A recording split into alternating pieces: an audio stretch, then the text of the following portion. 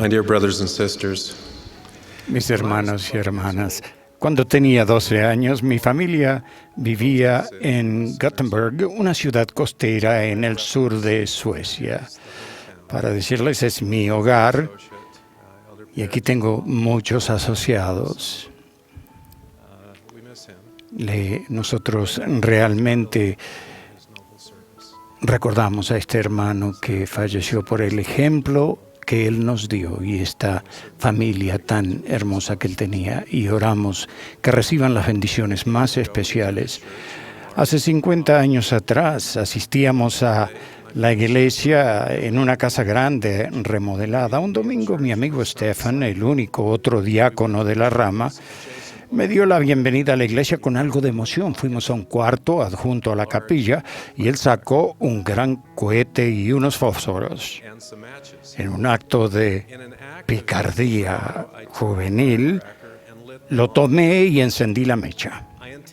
Intenté apagarla antes de que explotara, pero se me cayó cuando me quemé los dedos al intentarlo.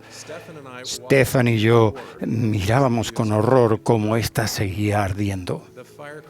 El cohete explotó y el humo de azufre llenó la zona de ampliación y la capilla.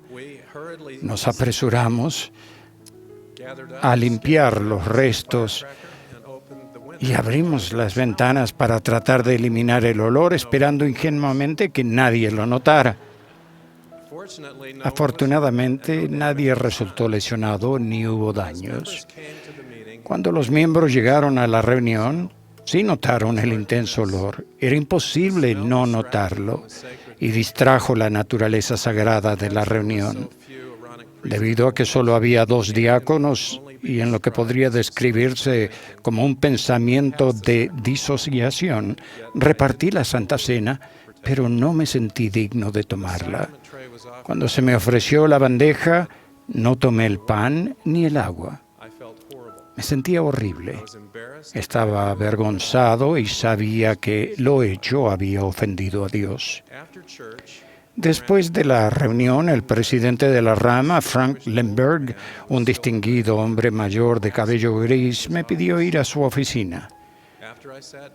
Después de sentarme, él me miró con bondad y dijo que notó que yo no había participado de la Santa Cena. Me preguntó por qué. Sospeché que él lo sabía. Estaba seguro que todos sabían lo que había hecho.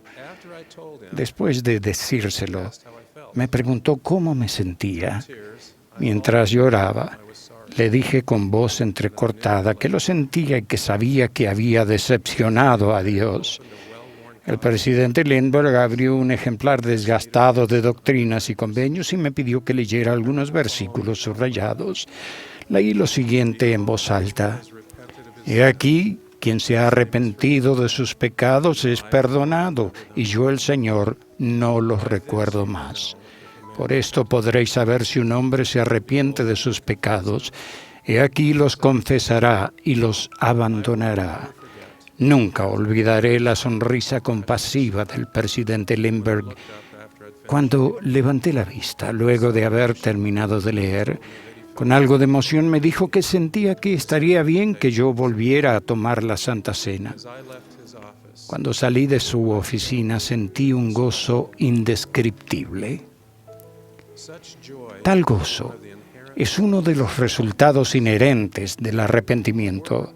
La palabra arrepentirse conlleva darse cuenta luego e implica cambiar. En sueco, la palabra es omvänd, que simplemente significa cambiar completamente. El escritor cristiano C.S. Lewis escribió sobre la necesidad de cambiar y el método para ello. Observó que el arrepentimiento consiste en regresar al camino correcto. Una suma equivocada se puede corregir, dijo él, pero solo es posible hacerlo volviendo atrás hasta encontrar el error y calcular de nuevo a partir de ese punto. No basta sencillamente conseguir. Cambiar el comportamiento y regresar al camino correcto son parte del arrepentimiento, pero solo una parte. El verdadero también incluye entregar nuestro corazón y voluntad a Dios y abandonar el pecado.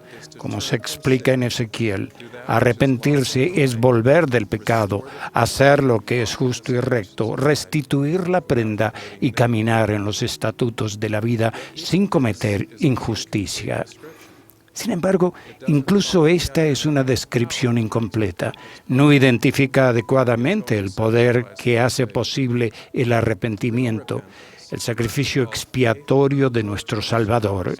El verdadero arrepentimiento debe implicar fe en el Señor Jesucristo, fe en que Él nos puede cambiar, fe que puede perdonarnos y fe que nos ayudará a evitar más errores. Este tipo de fe hace que su expiación sea eficaz en nuestra vida.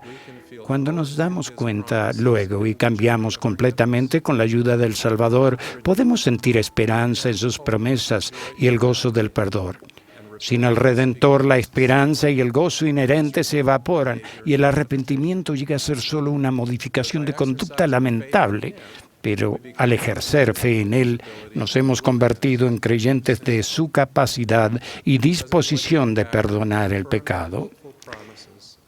El presidente Boyd K. Packer afirmó sobre las esperadas promesas de arrepentimiento.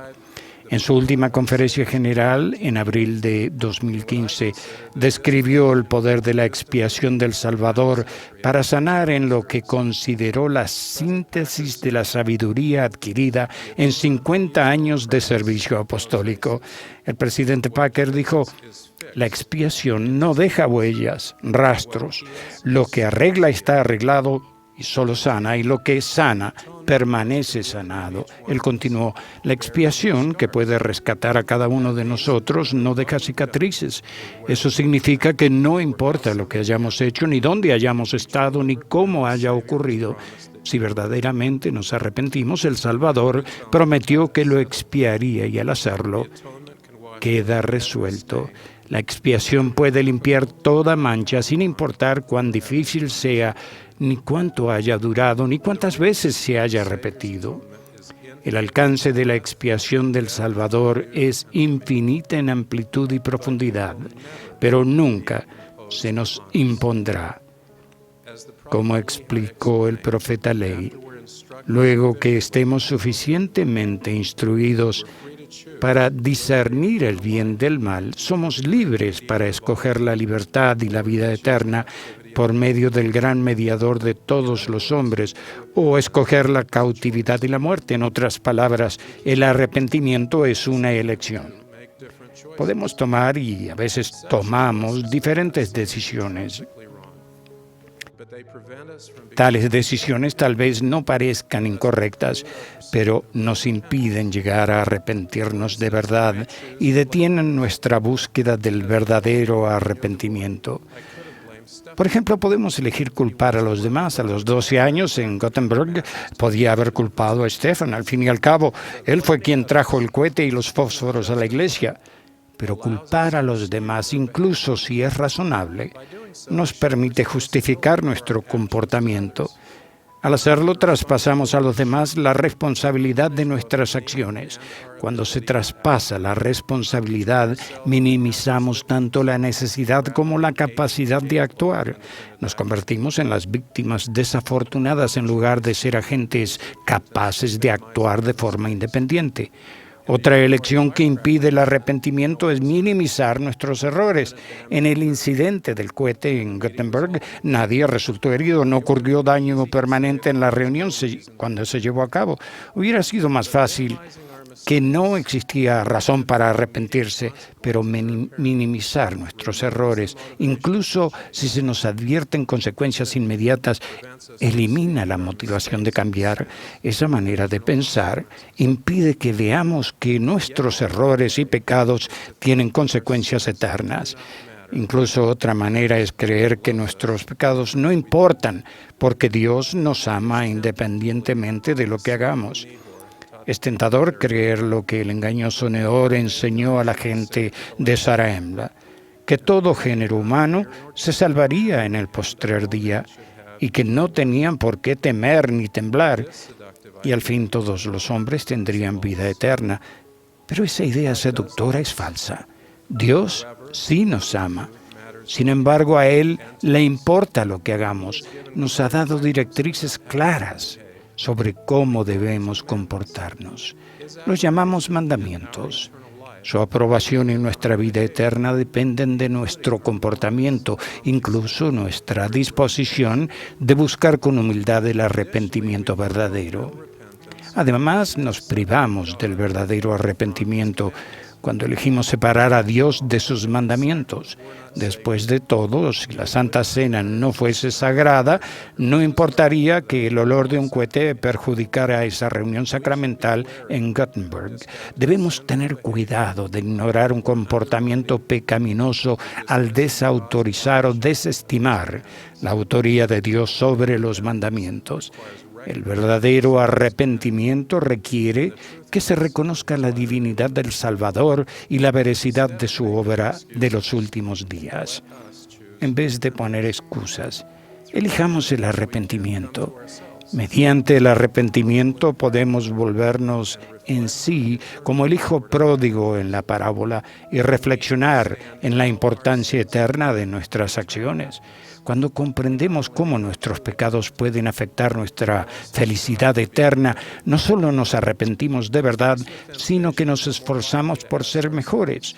Y cuando afrontamos tentaciones, es más probable que nos preguntamos, según las palabras de William Shakespeare, ¿mas qué gano si obtengo aquello que deseo? ¿Soñar? ¿Un soplo? ¿Espuma de un mal furtivo gozoso?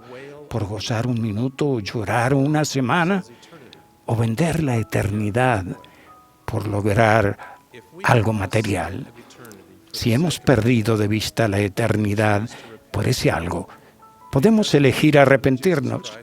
Gracias a la expiación de Jesucristo, tenemos otra oportunidad.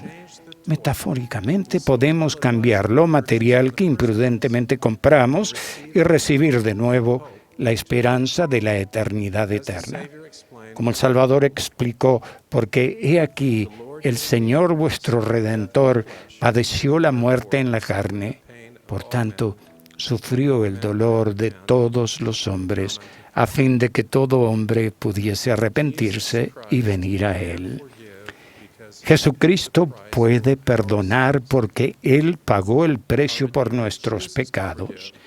Nuestro Redentor elige perdonar debido a su compasión y amor incomparables. Nuestro Salvador desea perdonar porque ese es uno de sus atributos divinos. Y como Él es el buen pastor, está gozoso cuando elegimos. Aún al sentir la tristeza que es según Dios por nuestras acciones, cuando elegimos arrepentirnos, de inmediato invitamos al Salvador a nuestra vida. Como enseñó Amulek, si quisiera que vinieseis y no endurecieseis más vuestros corazones, porque he aquí, hoy es el tiempo y el día de vuestra salvación, y por tanto si os arrepentís y no endurecéis vuestros corazones, inmediatamente obrará para vosotros el gran plan de redención. Podemos sentir la tristeza que es según Dios por nuestras acciones y al mismo tiempo experimentar el gozo de tener la ayuda del Salvador. El hecho de que podamos arrepentirnos son las buenas nuevas del Evangelio. La culpa se puede expurgar. Podemos ser llenos de gozo, recibir la remisión de nuestros pecados y tener paz de conciencia. Podemos ser liberados de los sentimientos de desesperación y de la esclavitud del pecado. Podemos estar llenos de la maravillosa luz de Dios y no sentir más dolor. El arrepentimiento no es solo posible, sino que también es gozoso debido a nuestro Salvador. Todavía recuerdo los sentimientos que experimenté en la oficina del presidente de Rama. Sabía que había sido perdonado. Mis sentimientos de culpa desaparecieron. Mi ánimo sombrío se borró y mi corazón sintió la luz. Hermanos y hermanas, al concluir esta conferencia, los invito a sentir más gozo en su vida. Gozo en el conocimiento de que la expiación de Jesucristo es verdadera. Gozo en la capacidad, disposición y deseo de perdonar del Salvador y gozo al elegir arrepentirse. Sigamos la instrucción del Salvador de sacar aguas con gozo de las fuentes de la salvación. Es mi ruego que elijamos arrepentirnos, abandonar nuestros pecados, cambiar completamente el corazón y la voluntad para seguir a nuestro Salvador. Testifico de su realidad. Soy testigo y receptor reiterado de su compasión, misericordia y amor incomparables. Ruego que las bendiciones redentoras de su expiación estén con ustedes ahora y por siempre en toda su vida, como lo ha sido en la mía. En el nombre de Jesucristo. Amén.